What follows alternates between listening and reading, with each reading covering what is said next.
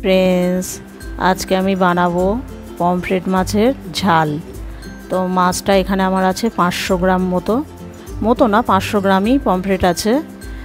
तो 8 पिस होयेछे, तार माने खूब एकटा छोटो ना माछटा, खूब एकटा बड़ो ना, मिडियाम साइजेर। आमादेर एखाने लोकाल बाजारे एरकमई माछ पाওয়া যায়। तो आज के आमी এনেছি 500 ग्राम माछ।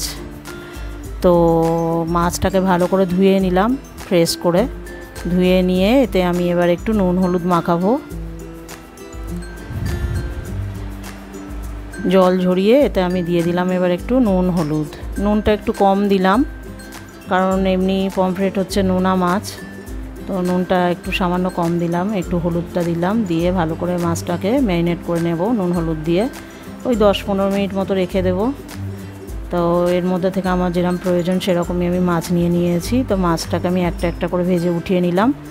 এই মাছ বেশি কড়া করে ভাজার দরকার নেই, মোটামুটি একদমই টাটকাই প্রায় মাছটা।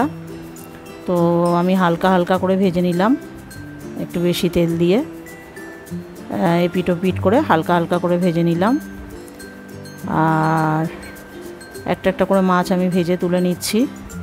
তো আমি আজকে মাছের ঝালের জন্য আমি হাতেই মশলা বেটে নেব,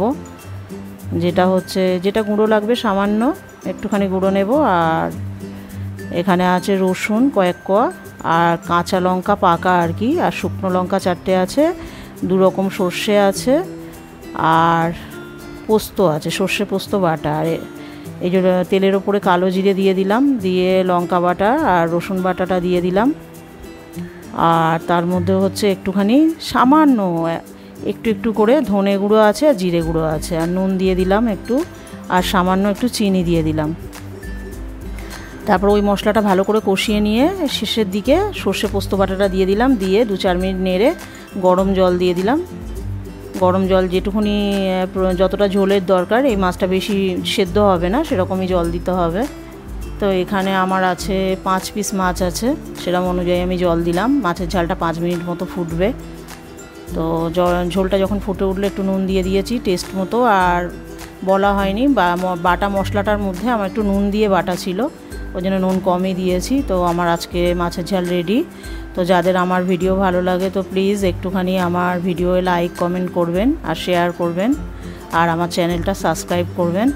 তো দেখুন গরম গরম পমফ্রেটের ঝাল আর ভাত খুব টেস্ট হয়েছিল, আর খুব সুন্দর দেখতেও হয়েছে মাছের ঝালটা। তো প্লিজ বন্ধুরা একটু সাবস্ক্রাইব আমার চ্যানেলটা করবেন, আর লাইক কমেন্ট করবেন, শেয়ার করবেন। তো টাটা বাই।